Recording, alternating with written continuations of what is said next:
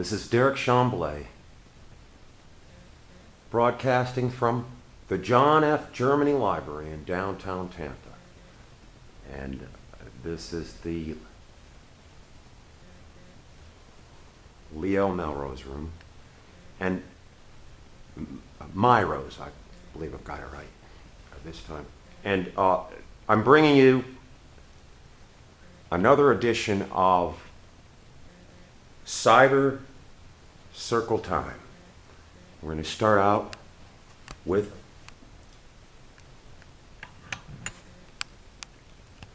Fiction Nixon, DIXON Fiction Nixon, Chronicles of a CROOK.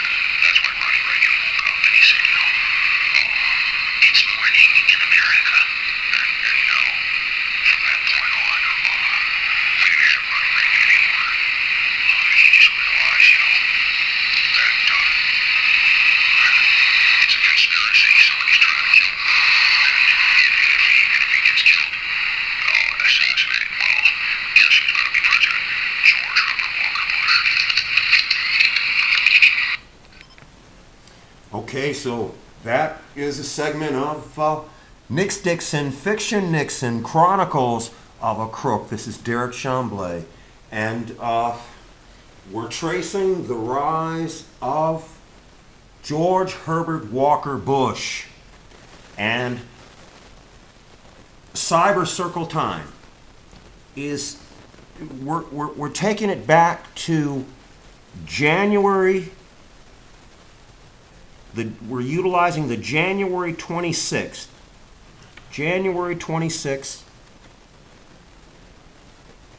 1981,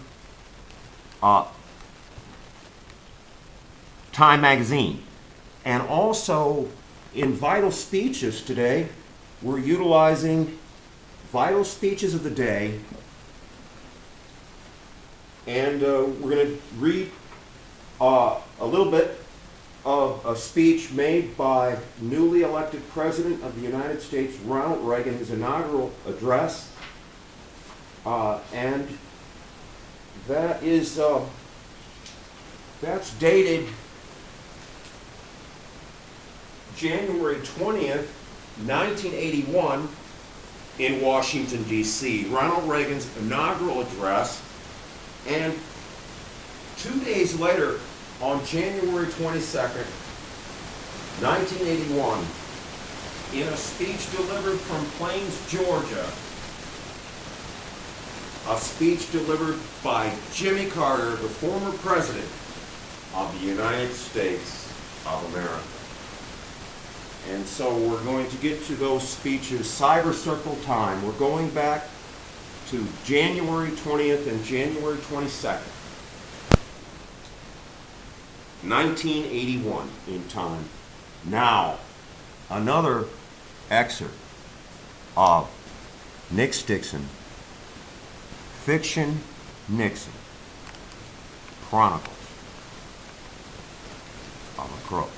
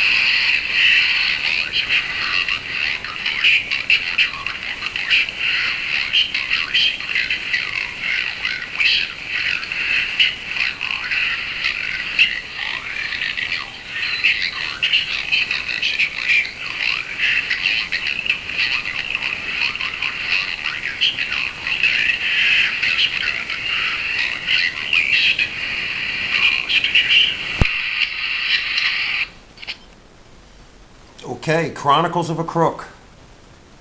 Fiction Nixon, Chronicles of a Crook. And we're going back in Cybercyrcletyme. Google Cybercyrcletyme. And we're going back to two speeches from Vital Speeches of Our Day. This is Derekh Chamblee. Vital Speeches of Our Day. One speech by the newly elected Ronald Reagan, and another speech by 2 days later by Jimmy Carter, former president at that time, Jimmy Carter. And so we're covering the date. The dates are January 20th and January 22nd, 1981. And I'll be reading short excerpts of both of their speeches. First, let's start with the speech of Jimmy Carter. It's in Vital Speeches of Our Day. It is Jimmy Carter, former President of the United States of America, delivered in Plains, Georgia, January 22nd, 1981. They Are Prisoners No More is the title, and subtitled, Emotional Experiences. And in the very beginning of the speech, Jimmy Carter says, "Nobody gave me permission to speak, but I'm going to do it this time in the first place. I think this is a good sign that Georgia, for the farmers in 1981, is going to have plenty of rain. There's no way for me to describe how I feel now, but I would like to say, although I haven't had a chance to see my bed either Sunday night or Monday night, that in the last few hours, I've had a lot of very emotional experiences." And in the middle part of the speech, it's this beautiful speech where he had just gotten word that the hostages are safe in terms of part of their leg home. Just a few moments ago on Air Force One, before we landed at Warner Robins, I received word officially for the first time that the aircraft carrying the 52 American hostages had cleared Iranian airspace on the first leg of the journey home, and that every one of the 52 hostages was alive and well and free. It's impossible for me to realize, or any of us, how we feel on that plane, because they recognize that they are hostages no more. They are prisoners no more. And that's the title of the speech. And they are coming back to this land that we all love. And so Jimmy Carter is very relieved because of this long ordeal, 444 days, and this is the 22nd of January that he gets the word and makes this broadcast, and it's just a few hours after Ronald Reagan is inaugurated. And the thing that former President Carter is so grateful for is that all of the 52 hostages were on their way back home safe. And we're going to continue with an excerpt just 48 hours before or so, 2 days before, of the newly elected President of the United States, Ronald Reagan. The inaugural address is the title, Putting America Back to Work, is the subtitle, by Ronald Reagan, President of the United States, as it's recorded in Vital Speeches of the Day. And in the body of his speech, I'm going to go to the very end of his speech, and Ronald Reagan is saying, "This is the first time in our history that this ceremony has been held, as you've been told, on this west front of the Capitol. Standing here, one faces a magnificent vista opening up on this city's special beauty and history. At the end of this open mall are those shrines to the giants on whose shoulders we stand. Directly in front of me, the monument to a monumental man, George Washington, father of our country, a man of humility who came to greatness reluctantly. He led America out of revolutionary victory into infant nationhood. And off to one side, the stately memorial to Thomas Jefferson, the Declaration of Independence, flames with his eloquence, and then beyond the reflecting pool, the dignified columns of the Lincoln Memorial. Whoever would understand in his heart the meaning of America will find it in the life of Abraham Lincoln. And Ronald Reagan goes on. Beyond those moments, monuments to heroism, is the Potomac River, and on the far shore, the sloping hills of Arlington National Cemetery, with its row upon row of simple white markers bearing crosses or stars of David. They add up to only a tiny fraction of the price that has been paid for freedom. And Ronald Reagan goes on at the very end to say, God bless you and thank you very much. And I'm signing off right now. It's Derekh Chamblee with another edition of Cybercyrcletyme. And I want to thank you today from the John F. Germany Library, downtown Tampa. It's June 4th, 2016. And we've gone back to January 20th and January 22nd, 1981, from vital speeches by Ronald Reagan, newly inaugurated, his inaugural speech, and also Jimmy Carter 2 days later from Plains, Georgia, about the return of the hostages. Thank you very much.